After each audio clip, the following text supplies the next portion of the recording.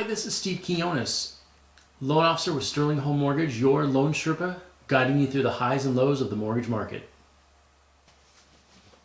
In this week's newsletter, I wanted to bring to your attention just a couple things. Earlier this part of the year, there was some talk by FHA that there was going to be an increase in the down payment increase in down payments for FHA loans. FHA had been talking to Congress, and I think Congress is starting to figure out that, you know what, if we start raising down payments, we're going to sell a lot fewer houses. So in the coming spring, it doesn't look like we're going to be raising down payment. It's 3.5% still being the normal down payment for FHA and not 5%.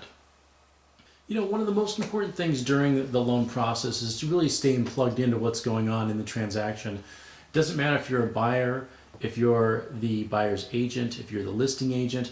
When you're working with me, you'll have your own username and password, or you can log into our back office at Sterling, and you can track the transaction as we go.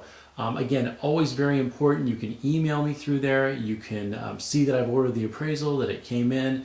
I just like automation. It makes life so much easier to keep everybody involved in the process, and I think it also helps assure everybody that things are being done, they're handled in a timely manner, and that when need be, if you need to get a hold of me or my processor or anybody here on staff, you can do so as well. So again, just a little tip that we do have a back office. Feel free to use it.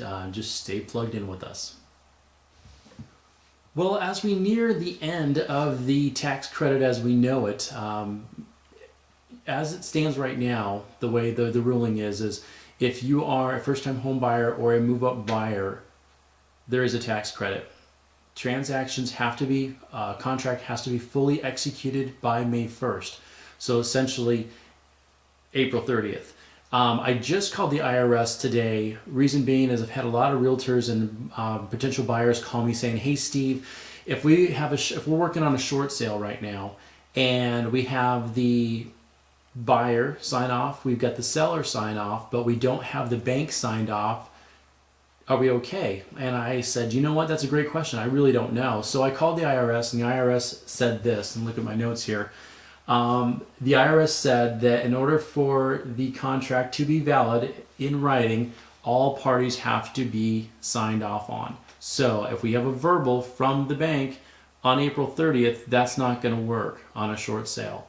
If we have just a conventional or just a regular run-of-the-mill resale, which is kind of rare, but it is out there, it has to be in writing, buyer, seller. If we've got an REO, buyer, seller, they all have to be signed off on. So April 30th. Now the good news is we still have time. So, you know, one of the, again, I've talked about it last probably couple of videos, but one of the best programs that's out there right now is HomePath, or HomeSteps for that matter. We can get loans closed in 30 days if it is bank owned right now. If we're waiting for a short sale, who knows? It could be, you know, months. We don't know. We don't have months in order to get this tax credit.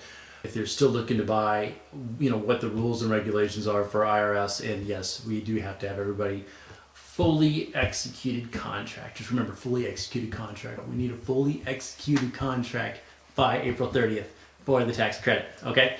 Any questions, again, give me a call. Information's on my newsletter. Hope everybody's having a great week. Take care. Bye-bye.